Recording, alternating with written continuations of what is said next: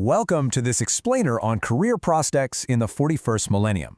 I'll be your guide today, and look, I'm bringing you the gritty enthusiasm of a world-weary quartermaster, the kind of guy who views a 100% mortality rate as, well, nothing more than a minor administrative inconvenience. So go ahead, grab a seat, just try to ignore the bloodstains on the floorboards, and pay close attention. Because today, we are thoroughly exploring the absolute worst, most degrading and downright lethal jobs in the entire Warhammer 40K universe. If you ever, for even a second, thought your current 9-to-5 was a soul-draining grind, well, prepare to have your perspective violently and permanently realigned. We really need to look at the sheer, suffocating scale of horror in this universe. Out here among the stars, human and alien life is literally the absolute cheapest currency available. You've got trillions upon trillions of souls, and they exist purely to feed a galactic war machine that has just been grinding on and on for 10 millennia. I mean, in this reality, the corporate phrase human resources is taken completely literally. You're not an individual. You don't have rights. You're just ammunition. You're biological fuel, or your spare parts waiting to be harvested. In the grim darkness of the far future, there is only work. And believe me, the work is pure, unadulterated hell. All right, so for our agenda today, we've got 4 main paths on the career board. We'll start with the civilian sector and toxic sludge, then head into the military meat grinder, take a look at alien and chaos careers, and finally, wrap up with ultimate dead-end jobs. Now, before we proceed any further, we absolutely have to define the fundamental baseline of our reality here. Welcome to the concept of grimdark. This is a setting where the absolute worst-case scenario you can possibly imagine is just a standard Tuesday. Existence out here means inescapable, brutal labor literally from the moment you're born until the moment you die. To give you a clear idea of standard operating procedure in this galaxy, imagine fixing a failing warp engine by physically throwing lines of unshielded, screaming humans into lethal radiation until their flesh literally melts off their bones. In this universe, that is considered corporate best practice. Why? Well, because the blueprints for automatic mechanical loaders were lost thousands of years ago, and frankly, 1,000 dead peasants are vastly cheaper and way easier to replace than a single mechanical crane. That is the baseline we are working from today. Okay, moving into Section 1, Civilian Sector and Toxic Sludge. So the sheer scale of the Imperium's bureaucracy is honestly terrifying. We're talking about an administration that employs billions, yes, billions with a B, of hereditary scribes. Now, because thinking artificial intelligence is strictly banned under penalty of death, these scribes spend their entire lifetimes sitting at identical desks in these vast, dimly lit, cavernous archive halls. And they're just hand-copying endless documents with ink and quills. And when I say their entire lifetimes, I mean exactly that. You are born into this job. You are raised beneath that very desk. And when you finally drop dead of sheer exhaustion or malnutrition, guess what? Your child takes over your exact chair. It's a generational nightmare. The physical toll is absolute. Early onset blindness from the eternal gloom, hands permanently cramped into arthritic claws. You might spend 6 long decades meticulously transcribing supply requests for a border planet, only to find out that planet actually fell to an alien invasion centuries ago. But the bureaucracy is so unfathomably bloated nobody ever noticed. And the pressure? It's completely unimaginable. A single misplaced decimal in a shipping manifest could accidentally misroute a fleet of grain freighters, effectively starving an entire world to death. Your simple pen stroke is, quite literally, a weapon of mass destruction. Now, if endless paperwork isn't really your thing, let's talk about hive worlds. These are massive, incredibly overpopulated, heavily polluted city planets, and they offer a variety of entry-level manual labor. Let's pitch some of these incredible opportunities, shall we? First up, you could be a corpse starch processor. Your daily duty here is operating massive industrial grinders to turn dead citizens into synthetic protein bars to feed the living. Yum, right? The smell alone is enough to drive workers completely insane, which actually leads to really high risks of joining an underground chaos cult just to mentally cope with the daily reality of grinding up your neighbors.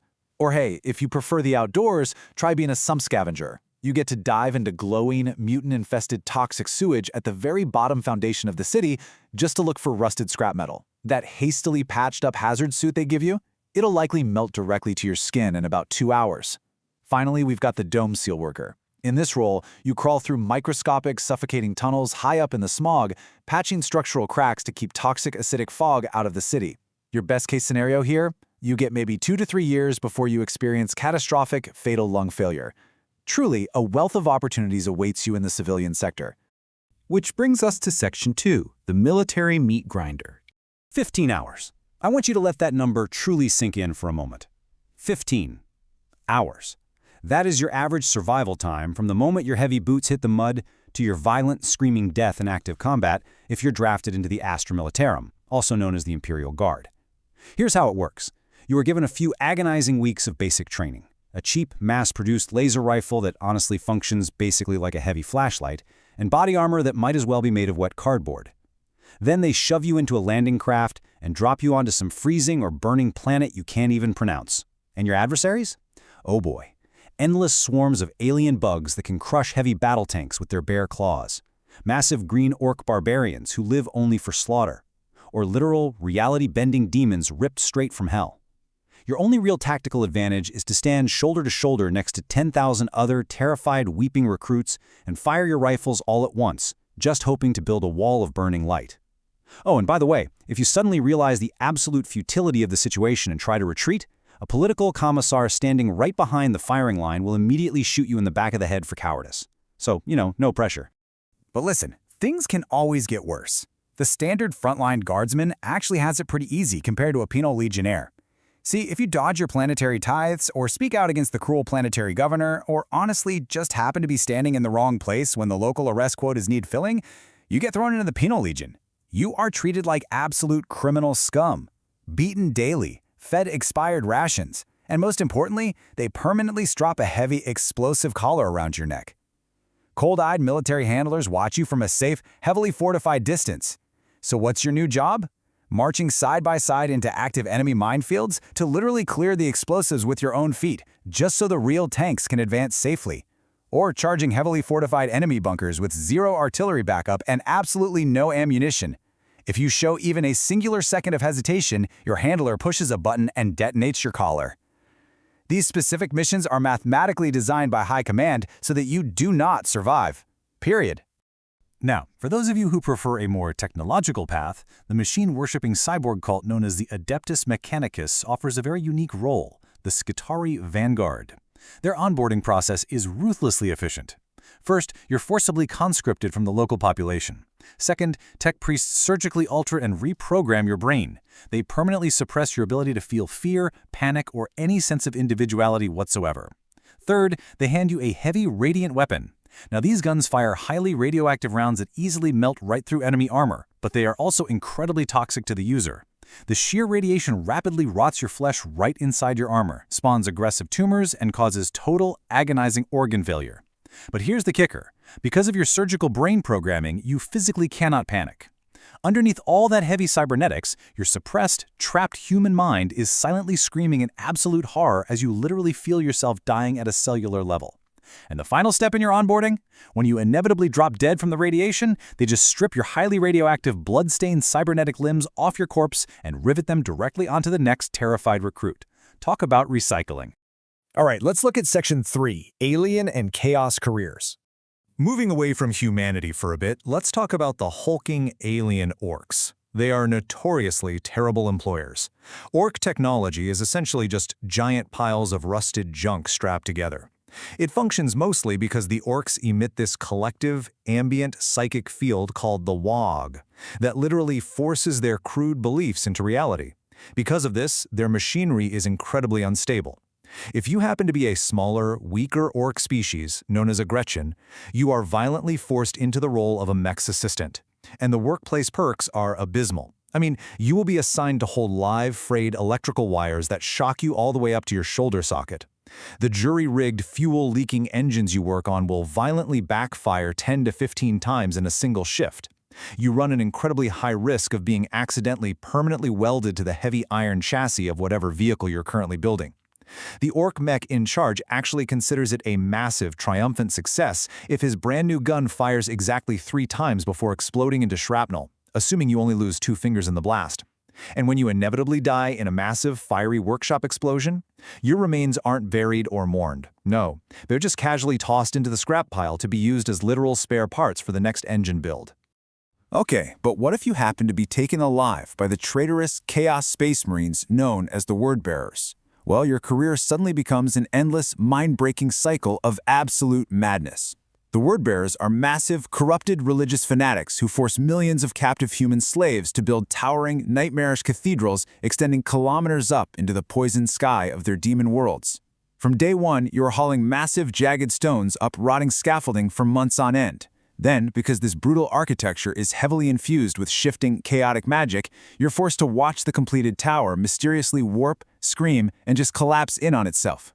Immediately, heavily armed overseers whip you back to work to rebuild the exact same tower from the rubble. It is a literal, agonizing Sisyphus situation, heavily compounded by giant dark apostles who are constantly chanting maddening psychic prayers over loudspeakers, prayers that physically make your ears bleed. Finally, around year 10, when your emaciated, starved body physically gives out, you don't even get the sweet release of resting. The dark architecture itself handles your termination. Iron altars built directly into the cathedral walls automatically reach out with mechanical spikes, impaling you and draining your blood to actively fuel their demonic rituals.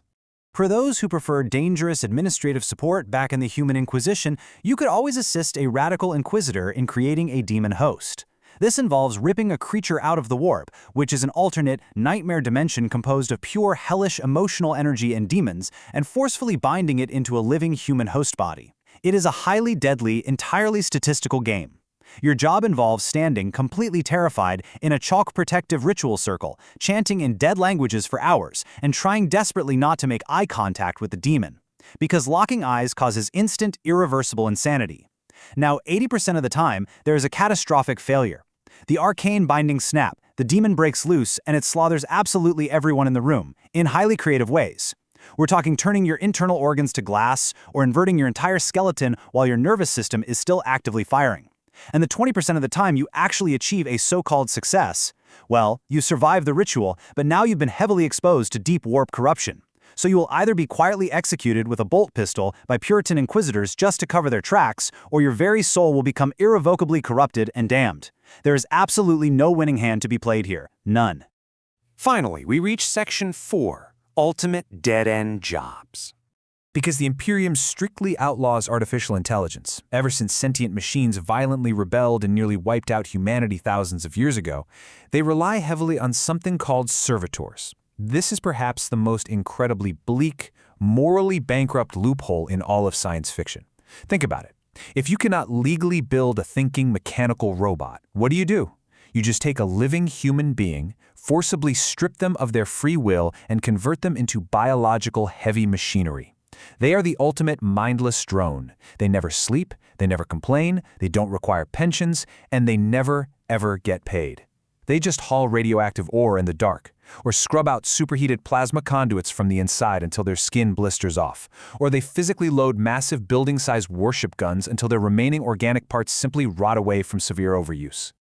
The corporate onboarding process for becoming a servitor is highly efficient, though violently invasive. Step 1. Tech priests drill directly into your skull with heavy augers to surgically remove the parts of your frontal lobe that allow for thinking, remembering, or making independent choices. Step 2. They wire a crude control chip directly into your exposed brainstem. This ensures absolute, unquestioning obedience to external vocal commands. Step 3. They completely skip the anesthesia. Seriously. In their twisted mechanical religion, intense physical pain burns away human sin and makes the weak flesh more spiritually receptive to the machine spirit, the supposed literal soul of the technology they religiously worship. And step 4, they amputate your hands and legs at the joint, permanently replacing them with heavy industrial clamps, burning welding torches, or hydraulic pistons. But you know what the absolute worst part of this entire nightmare is? Sometimes the surgical mind wipe glitches. There are chilling documented reports of servitors quietly weeping oily tears. Their suppressed consciousness is fully awake, screaming, and completely trapped inside a mutilated cyborg body they can no longer control. Now you might be thinking, the elite, genetically engineered super soldiers of the Imperium have it vastly better than the common worker, right? Well, they really don't. Even the legendary, godlike Space Marines can't catch a break in this universe. Let's say a highly decorated veteran Space Marine is critically mangled on the battlefield. Arms completely ripped off, dual hearts punctured, spine irrevocably shattered. They aren't allowed to just die with quiet honor. Oh no, they are considered far too valuable a military asset to lose. Instead, their amputated, half-dead, bleeding remains are wired directly into a dark, claustrophobic, fluid-filled metal sarcophagus known as a dreadnought. They wake up in absolute crushing darkness, unable to move or breathe on their own, feeling the outside world only through grainy external audio sensors. They are put into freezing stasis and woken up every few centuries purely to be dropped from orbit into apocalyptic war zones. Over the long millennia, their brilliant minds slowly degrade from the intense drama. They forget their own names, they forget their brothers, and they become nothing more than ancient, walking, severely traumatized weapons of war. So, the crucial, overarching point to understand from all of this is that absolutely nobody is exempt from this universal misery. Not even the divine ruler of the Imperium himself. 10,000 years, the emperor of mankind, the single most powerful psychic being in the entire galaxy, has spent the last 10 millennia as a rotting skeletal husk. He is literally strapped into a massive arcane life support machine known as the Golden Throne. He cannot sleep, he cannot take a break, and it cannot be allowed to finally die. He spends every agonizing second of every single day screaming in unfathomable psychic pain to mentally hold shut a literal portal to hell that threatens to consume Earth entirely. And simultaneously, he acts as an astral psychic lighthouse that allows human ships to navigate the treacherous currents of the stars. But wait, it gets darker. The bloody fuel for this grand machine?